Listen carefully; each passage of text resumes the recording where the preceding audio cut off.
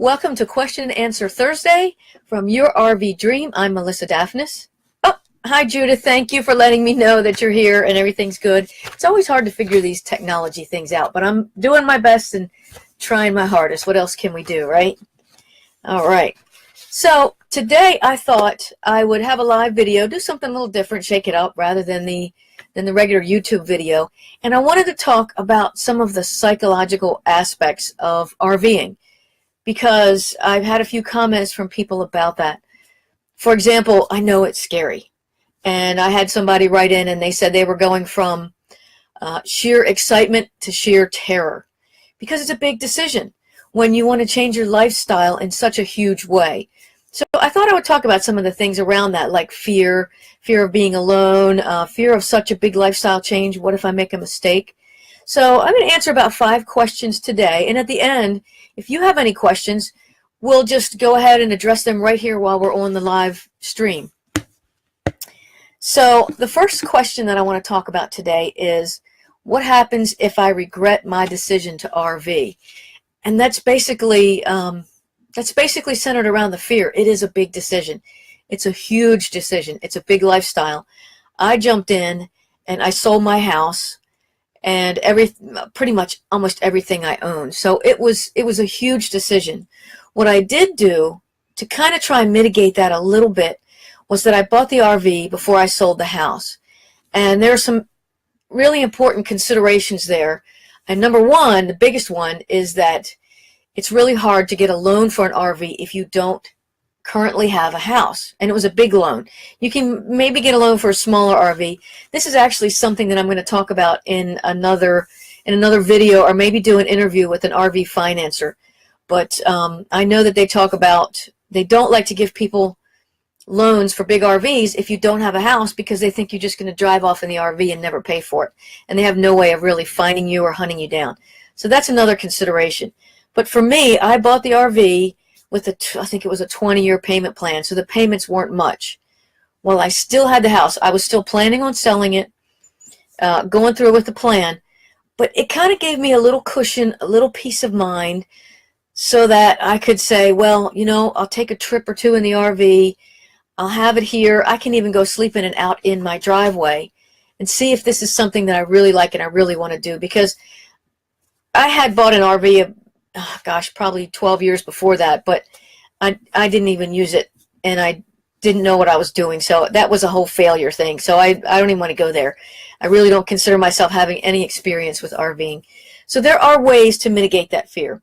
Oh, by the way, before I continue on, Tigger and Rue want to say hi. They always say hi in my videos. There's Rue. There's Rue up there by the pillow, and there's Tigger. Hi, Leanne. Thanks for joining us. Tigger and Rue say hi. But anyway, I wanted to let them say hi. They're just, they're not much help when I do this, but they like to hang out in the background. Anyway, so I was talking about the fear and ways to kind of mitigate that.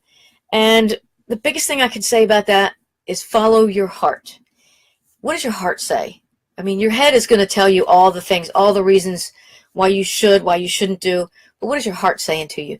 To me, oh gosh, my heart yearned for the freedom and adventure of RVing, and I had to go with it. We make mistakes in life. We all make mistakes. And if it was a mistake, I was willing to take that chance, because my heart was pulling me so much to it that I didn't want to regret it. So think about what your heart is saying. Also, you know yourself. Do you like to travel? Is it a real yearning for you to get out there and travel? Right now, I'm not traveling as much as I want to, because there are some other things I'm doing. I'm still spending some time with my dad, hanging out with him. You know, our parents aren't going to be around forever, and to me, that's very important. So if you really like to travel, you know that that's something you're going to like. Another thing you can do if you're really not sure about RVing, and if you think you may regret this decision, is go ahead and rent an RV. Renting an RV is kind of expensive, but you can rent one for a weekend and just get the feel of it. Get the feel of how it is to use the equipment, to drive somewhere. If you like it and you're really excited, it may not even be the kind of RV that you end up with, but you may be really excited about it, and it'll give you a little taste of it. So in the end, the question is about the fear of regretting your decision. what are you going to regret more? Are you going to regret never trying it, or are you going to regret trying it? I would rather regret trying something and giving it a go than regretting years later saying, I wish I had done something when I had the chance. So to me, that's the whole thing. It's really, I know it can be a daunting decision. And I remember when I made the decision and I told my family, it's like jumping off a cliff and learning how to fly on the way down. But I'm willing to take that risk. So if you really have that desire for that adventure, that freedom, then sometimes it feels like a risk and you have to take it. And but that leads me into the next question, which is, where do I get support if my friends and family think I'm crazy for wanting this lifestyle? And yes, I was called crazy several times. I mean, flat out. Like, I mentioned it to a friend and he said, you're crazy. And I'm like, well, maybe, but I think RVers are a different breed of people anyway. So you can call us crazy if you want. That's why I put this Facebook group together. That's why I'm doing what I'm doing and supporting people in their decision, trying to help anybody in any way that I can to get over the fears, to get over the concerns, the confusion, and all that stuff. If your friends and your family really think you're crazy, make sure you explain the decision to them. Just say, you know what? This might be different. Yes, not everybody does this. It's not the conventional American dream. I put that in quotes. But it is a dream, and it's something you really want.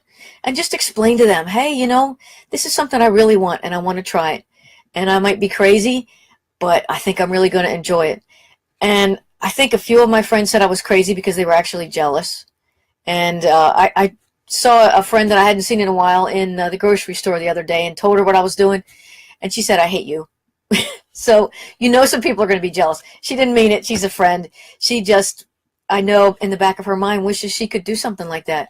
And there are a lot of people that will wish they could do it. And once you get started, they won't call you crazy anymore. They'll really admire you for what you've done. And it's not something to worry about. Support groups like this group here on Facebook, wonderful places, especially for getting started. There are a lot of other RV dreamers here with the group, and we can all support each other. So, hey, if anybody's on Facebook, go ahead and hit a like or a heart or something. Let me know you're there. Say hi.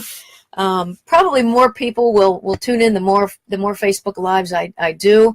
And also they'll probably be watching the replay. I know not everybody can make it on at the time we're here, but it's good to see you guys here, and I really appreciate it. Let's see. Oh, another thing about support. One of the great things you can do is go to RV shows, because almost, I'd say, 99% of the people at RV shows either are RVers or they really want to do it. They're current RVers or they're RV dreamers. So go there, and as you're walking through the RVs, talk to other people. You'll probably meet a lot of people there who are just starting to RV or just thinking about it, looking at the RVs. And believe me, a lot of current RVers go there because we just love to walk through all the cool RVs. It's a lot of fun to see what's out there and see how they've changed, and dream about getting different RVs eventually. So it's a good place to go and meet other people who have the same dream that you do. Also, if you go to some RV rallies, I've said it before and I'll say it again, RVers are the most wonderful people. And you'll meet a lot of people who want to support your dream and support you. So you're going to get people that think you're crazy, but you're going to get people that are really inspired and really love what you're doing and are maybe a little bit jealous of what you're doing. Don't worry about the people that say you're crazy. RVers are different anyway. Okay, so let's go to question 3, which is, what do I do when I don't want to or can't RV or travel anymore? And I've had a couple of questions online about this. People talking about what we call an exit strategy. So an exit strategy is basically when you don't want to or can't RV anymore. One of the reasons that I started RVing when I did, I'm 52 right now, and I didn't want to wait until I knew I wouldn't feel like doing it anymore, or maybe I couldn't do it anymore. So I don't know, my thought is I want to do it for at least 10 years, maybe more. But it's important that I think about that ahead of time. Gus wrote in and he asked the question, how old is too old to start RVing? And while I would love to say that I don't think any age is too young or too old to start, you do have to take some things into consideration. Can you physically do the things that RV requires, like driving? You do not have to drive long distances. You can drive short distances between parks. I drive around on some longer trips, like when I go to Florida, go about 330 miles. I try to keep it under that. That's a full day. A lot of people go maybe 100 and not over, and there's absolutely nothing wrong with that. There are thousands of RV parks in the United States, and you can always stop. You can stop at truck stops. You can stop at Walmarts. Somebody mentioned a Cracker Barrel the other day. You can stop at Cracker Barrel. So as long as you can drive and handle the equipment, it's really not a problem. You don't have to drive far every day. In fact, I know a lot of people, and this is also an exit strategy, that when the time comes and they don't want to really travel anymore, you can park your RV in an RV park and pay for yearly rental, and they're actually permanent setups. The place that I go in Florida, the place that I've been going in Florida, I'll probably go somewhere different this year, but the place that I go in Florida, they have a lot of permanent residents there, and I think it's, I don't know the exact price, but it's around $4,000 a year to rent at the RV park. You pay for your electric separately, but pretty much that's it. So if you have an RV that you're okay with living in and you've been living in it, pull it up and park. They set up permanent pipes from their sewer hoses, and they just stay there. So that is one exit strategy. Another exit strategy, which I think is very important, RVing can be less costly than living in a house, so you can actually start saving money now. So you might want to consider that. Don't spend all your money right now. You know, I know you want to travel and see things, but have a plan to put some money aside for your exit strategy, and think about that. I don't... Rue is making herself comfortable back there, trying to make my pillow comfy. But I don't know if I really want to go back to living in a house again. There's just too much work there, with maintenance and yard work, and a house is big and all that.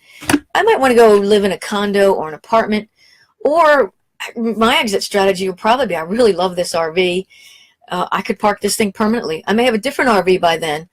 I could park that permanently somewhere.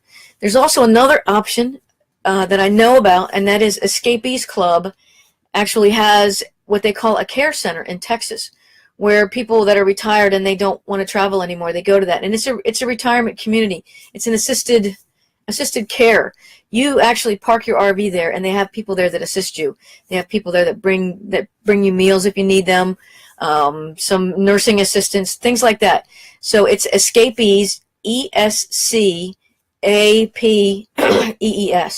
Escapees Club, and it's their care, CARE, Escapees Care. So if you look that up, that's also a good option.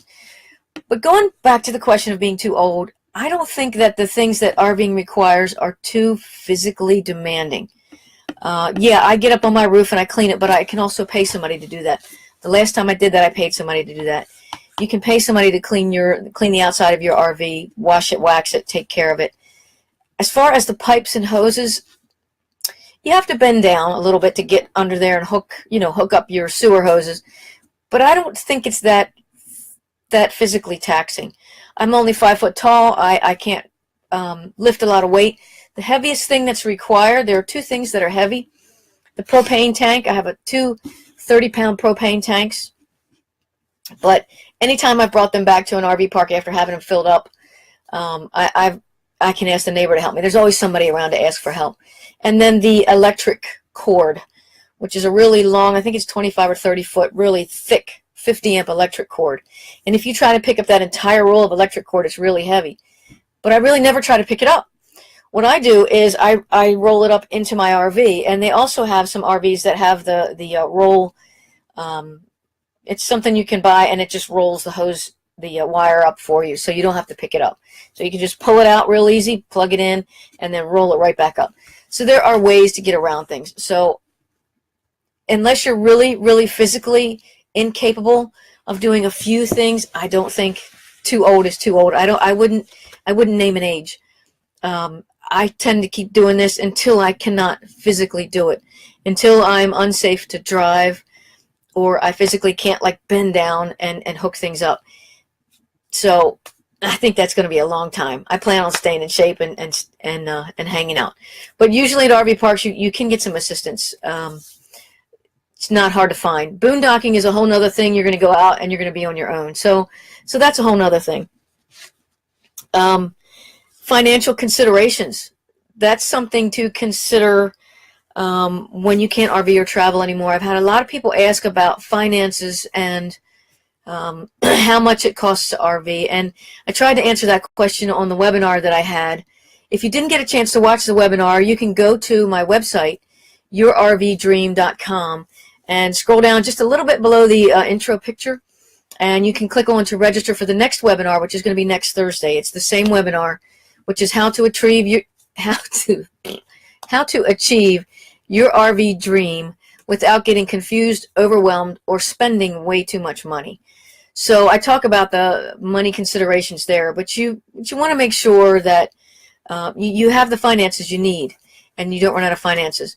Right now, in order to save some money, I am doing what I call mooch docking, which is staying in my dad's yard in Maryland for free. I had a friend who was an electrician hook up a 50 amp plug-in, and I can plug in and I plug into the water, and I take care of the sewer about once a week because I don't have a sewer line hooked up here, but that's no big deal to take care of. So there are definitely ways to save money. Boondocking is a way, staying in places longer. So financial considerations are important when you don't want to RV anymore. But there are a couple of exit strategies, and it's something you definitely want to keep in mind. So with that in mind, let me mention a couple of the reasons that I actually followed my RV dream and started RVing. And you might not know the story of my number one thought was there has to be more to life than this, which was working every day to pay the bills, to live in a house, to work every day to pay the bills, to live in the house. And it just got old day in and day out. And being single, I had to work basically 7 days a week in order to do that, in order to afford my house. The bills kept going up, electric, the water, the sewer, you name it. The bills just went up, food, clothing, everything was going up. And I had to work harder and harder to maintain. So that was my number one reason, is that it just didn't seem like a plan anymore. I didn't feel like I was really living my life. The second reason was my house was not paid for. And I know a lot of people look at a house as an asset, but I looked at my house as a liability. If something happened to me physically, I do ride a motorcycle. If I crashed my motorcycle and I was laid up and I couldn't make money to pay my mortgage, or if we had another financial, what was the last thing, a recession or whatever it was, that horrible financial times we went through, where a lot of people, millions of people lost their homes, that could have been me. I could have, you can't make the payments for a while and the bank is going to take your house, equity or no equity. And if you can't sell it, you're in big trouble. You guys know what I'm talking about, right? Ugh. I looked at my house as a liability. So I didn't want something to happen. I hate to say it, I think there's something else on the horizon and we're in for more financial troubles. And I wanted to get out while I could, while the market came back up and I could get a good price, get a little bit of money out of the sale of my house so that I could afford this lifestyle. So that was the second reason. Another reason, I've had friends, people I knew my age, die. Suddenly, blocked artery, accident, a heart attack, and you start looking around and you're like, oh boy, how much longer do I have? Now, I'm hoping I live into my 90s. I'm looking forward to it. I'm planning on it, but you never know. And if something happened, I don't want to look back and say, I wish I had taken that chance. I wish I had followed my dreams. I wish I had followed my heart. I might go back to living in a condo or an apartment or whatever, but I can say I'm living the life that I want to live right now. So I'm thrilled about that. So, and then the final thought for me really was that life is for living. And while I was alive, I'm healthy. I was paying my bills. I was living in a house. I was doing the conventional American dream thing. I didn't feel alive inside. I didn't feel like I was living my life. So that's the answer to that question. Some of my reasons. my house, I was afraid I was going to lose my house if something happened. I wanted to follow my heart and my dreams before I felt like I wouldn't be able to. That was important to me. And life is for living. Don't regret putting something off. You've probably heard this before. You ask any RVer what their biggest regret is, and most of them will say that they wish they had started RVing sooner. They love it so much that they really wish they had started sooner. So those are some of the reasons that I wanted and started this lifestyle.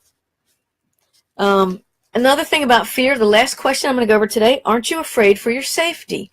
I get this question a lot because I'm a single female RVer. And yeah, I lock my doors at night. I have dogs that'll bark. I mean, you know, well, Tigger, he can be kind of vicious. I don't know if you guys saw the 4th of July RV, or the 4th of July parade where he bit somebody, video that I did on YouTube, but he can be pretty vicious. But I do have dogs and some other self-defense items. I won't go into what they all are right now, but I feel like I can protect myself. I have some things that are not illegal in any state. I have a taser, which looks like a flashlight, and some self-defense spray. Some other people talk about having wasp spray close by, which is usually good for bees and wasps, but it also can spray pretty far. And if somebody gets into your RV that you don't want in there, that'll get rid of them or make them very uncomfortable and not bother you anymore. So I do have those things. Actually, the taser and the self-defense spray I carry when I walk my dogs because I've had other dogs come after my dogs on occasion. And all I really need to do is touch the button on that taser, and when dogs hear that crackle, it makes them stop in their tracks. I haven't had to use it or the pepper spray, but I feel better having it because my dogs are little guys. You know, if a big dog got hold of them, I don't want to even think about what would happen. And I love my dogs. I don't want to lose them. So those are things that I have. So I'm not fearful of being alone for that reason. And in an RV park, when you're in an RV park, your neighbors are so close, they know what's going on. All you have to do is let out one scream and everybody will hear it. And it's, you know, people keep an eye out for each other in RV parks.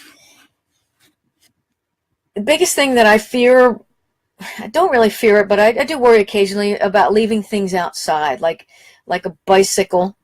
If you have a nice bicycle, an expensive bicycle, put a lock on it. Not a big deal. I've heard some people talk about kids going through their, like they knew that people had an outside fridge and they came and stole their beer, teenagers. And I think, you know, that's possible, but usually you can lock. I have an outside fridge, but I can lock the compartment that it's in. I don't really worry about that. I've kept stuff outside. I've kept my outside compartments unlocked because I feel good about the RV parks that I've stayed in. If you're staying somewhere and you feel a little funny or there seems to be some troublemakers around, then lock your stuff up. You know, better safe than sorry. That's the biggest thing I fear. I don't really fear for my safety in an RV park. I never have. It's just, it's close and everybody there is friendly and nice. And there are times that I've left my RV park for a couple of days to go and visit friends or family that are in the area. And I just ask a neighbor RVer. I let them know. Or an RVer that's permanent there, and I've made friends with them. And I say, hey, you know, I'm going to be away from my RV for a few days or this whole week. Would you just keep an eye out for things for me? I give them my number. And they probably have dogs like I do. And they say, sure thing, I walk my dogs by there all the time. So I'll be glad to check on your RV. If you do leave it for a while, turn your water off at the spigot. You don't want a burst pipe or something to happen inside your RV, come back to a flooded RV. So that's important. Turn your propane off. You don't have to turn your electricity off. If it's hot, you might want to leave your air conditioning on so it doesn't get hot. I leave my electricity on because it keeps the fridge running too, and I probably have food in there. You know, close everything up. I would go ahead and lock everything unless you give your neighbor a key to actually go inside and check it out. So I've never had a problem with that either, about safety. The biggest place that I would be afraid is boondocking out in the wild. And I wouldn't really be afraid of other people in the wild because, once again, like I said, I have some self-defense items, dogs that will alert me. If you're out, it depends on where you're boondocking. If you're boondocking at a popular place where there are other RVers, It's probably just like an RV park. If you're boondocking out somewhere and somebody pulls up in just a truck or something weird like that, I would keep some things handy just to make sure nothing's going on. I really wouldn't be afraid of that. Biggest thing I'd be afraid of boondocking are wild animals.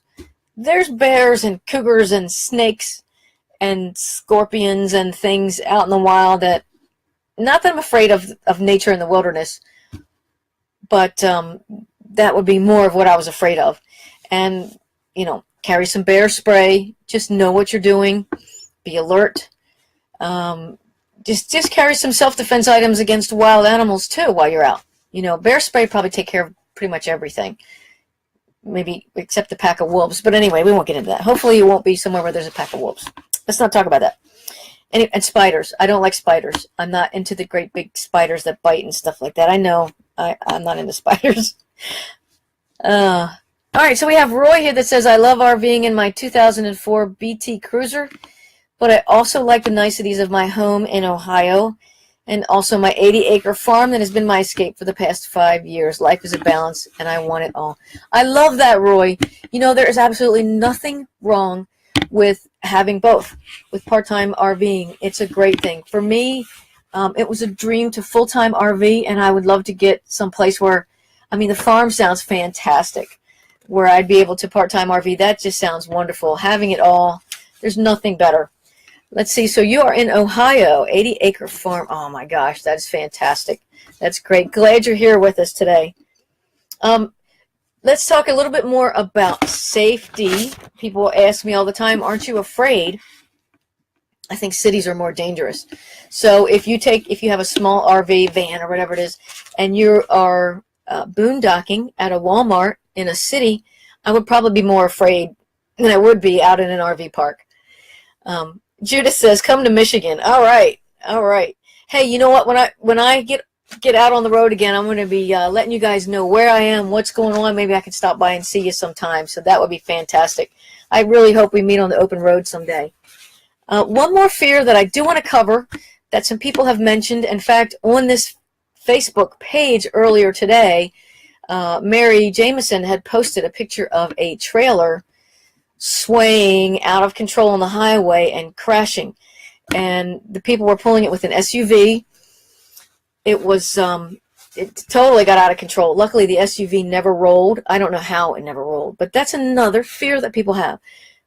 The number one comment I get when I pull up somewhere, people look at me and their eyes get real big and they go, you're driving that thing all by yourself? It's a Ram 3500 diesel dually pulling a 44-foot fifth wheel toy hauler. And yes, when I first drove it home from the dealership, it was white knuckle. When I first parked it in my driveway, because I still had the house, it took me between 45 minutes and an hour. I really didn't time it, but it took forever because I was inching it back and forth. I was afraid I was going to drive it into a ditch. I had to back it into my driveway. So it took a while. The more I took it out and did it, I went on a few short trips at first to see if I liked it. I loved it. Didn't take me long to figure out I loved it. Even now, when I drive it, I'd say the first half an hour to an hour, I still feel white knuckle. I still expect to see the trailer going past me down the highway. You know, it's my biggest fear. I don't know. Maybe I saw a movie as a kid. Somebody was telling me there was a Lucille Ball movie with that in it. And I get it. I get it. That's a big fear. I feel like, did I forget something? Did I forget to put the jacks up or the slides in or something hanging off or flying off or, oh my gosh. I just think that for a while until after I've driven a while, and then everything is okay. And then I can drive for days and it's not a problem. Backing it in, I always look on Google Earth, the satellite photo. I check with the RV park, what's the spot? I look at the map, then I look at Google Earth, the satellite picture, to make sure that I feel there's space enough for me to back in, and I'm not going to not be able to back into the spot that I have, or take embarrassingly long to back into the spot. But once again, if you just take your time, have some patience, You know, I stop and I check the RV a lot when I'm driving. I stop to take breaks anyway. Like I said, I go 330 miles. I stop to take breaks. So I always do a walk around, check, make sure nothing's like flapping loose, make sure the tires look okay. Um, Self-defense, I bought one of those trucker poles, you know, that has the metal end on it, and I kind of bang the tires just to make sure I have a tire pressure monitoring system, but I bang the tires anyway. And that way I can keep this little pole by my driver's door in the truck. So let's say Jill says, "Hi, Melissa. When other campers see I'm a woman alone, they take me under their wing. I feel so safe, and I have a big dog." You're absolutely right. People know that I'm there, and they ask me, you know, "Are you alone?" And I don't feel like I have to lie. I don't feel like I have to say, "No, there's somebody here." They do. They watch out for me. They usually do that. RVers are the best people in the world. Best group of people I've ever met. Roy says, "As a former motorcyclist and backpacker, I would be more afraid of cage drivers hitting you on your motorcycle than I would be of wild animals." You're absolutely right. Hypothetically, they would carry a Ruger Super Red Hawk Alaskan to protect against Alaskan browns. Everything else is smaller. Well, yeah, like I said, everybody has different self-defense techniques. I'm not really afraid. I've studied martial arts for 20 years. I have black belts in 2 different martial arts. I feel like I could take care of myself physically, and like I said, I do have some self-defense items. I won't go into everything I have, but I think I have enough to keep myself covered. Yeah, you're exactly right. I'm afraid of other drivers. I use a helmet cam on my motorcycle because I'm afraid of somebody running me off the road and then just leaving the scene. And I have a dash cam in my truck because I'm afraid of the same thing. You know, somebody could just cut you off, bang into you, run you off the road, and they're not going to stop. My father was run off the road on his motorcycle by a truck, and they kept going. This was years ago. They just looked over, kept right on going. And that was not cool. Not cool at all. So, so those are kind of my comments about fears. Does anybody that's online right now have a question about a particular fear? I mentioned that, you know, you can go from, when you're planning your RV dream, you can go from just sheer joy and excitement to sheer terror because it's a huge step. And, you know, you can be afraid of driving that big rig. I know somebody else mentioned the fear of driving, and I just talked about that a little bit. I did not take a class, but I did look online at how to drive that big rig. I looked online at a lot of different things. RV Education 101, loveyourrv.com has some good videos about backing up a big trailer and how the trailer reacts.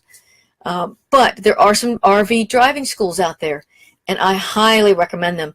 I know that Escapees has, when they do their big rally, I think in Texas, but they have rallies all over the United States. They have some driving classes. There is something called RV Driving School. Really, really good idea. I recommend that all women, if your husband drives all the time, I recommend that all women go out there and learn how to drive. And take your time.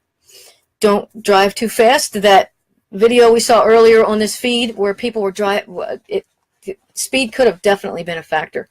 How many of you have seen people out there driving RVs down the fast lane going like 75, 80 miles an hour? Now, those big Class A's, I think they're built to do that. You know, they're built on a chassis with big tires. They're meant to do that. But I've seen people pulling trailers with little teeny tires, and they're flying down the road, and I know those tires are not meant to go at that speed. Tire safety is a whole other thing to talk about. But definitely, I only go 55 to 60 miles an hour, and I have good tires on this RV that can take a higher speed.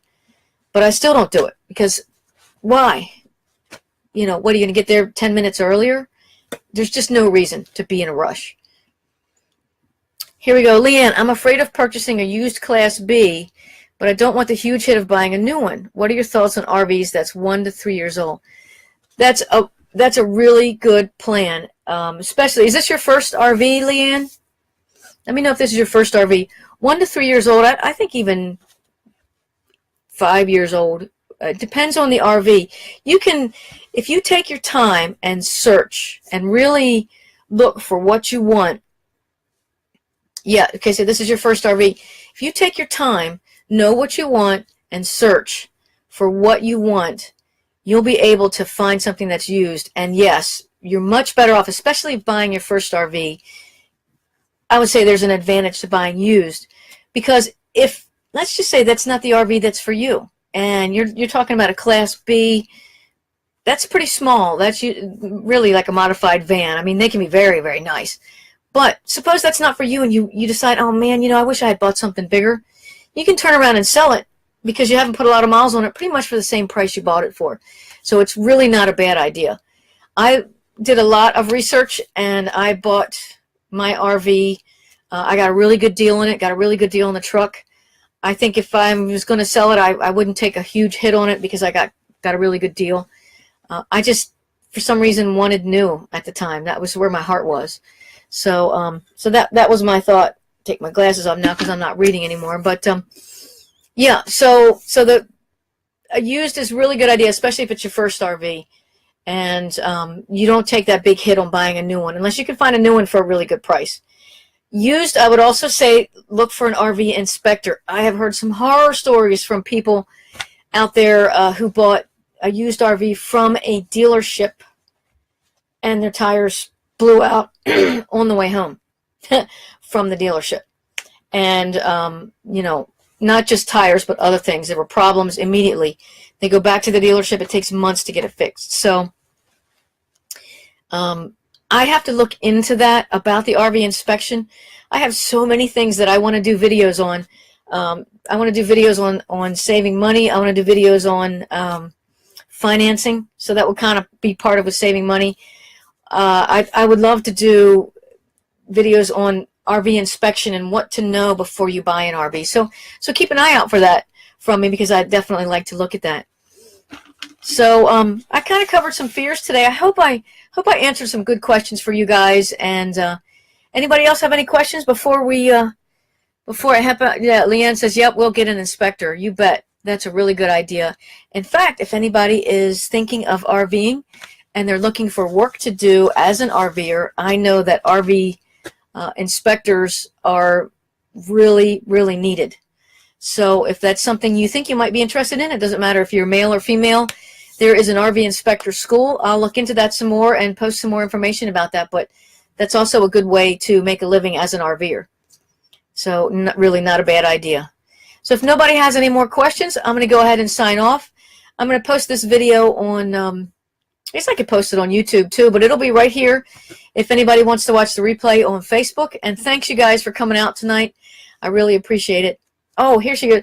What are your thoughts on 1,000 Trails membership? Is that a little off topic? Yes. You know what? I want to do actually another whole topic of looking into memberships, and because there's a lot out there. 1,000 Trails I've heard some good things about. Depends on how you're going to RV.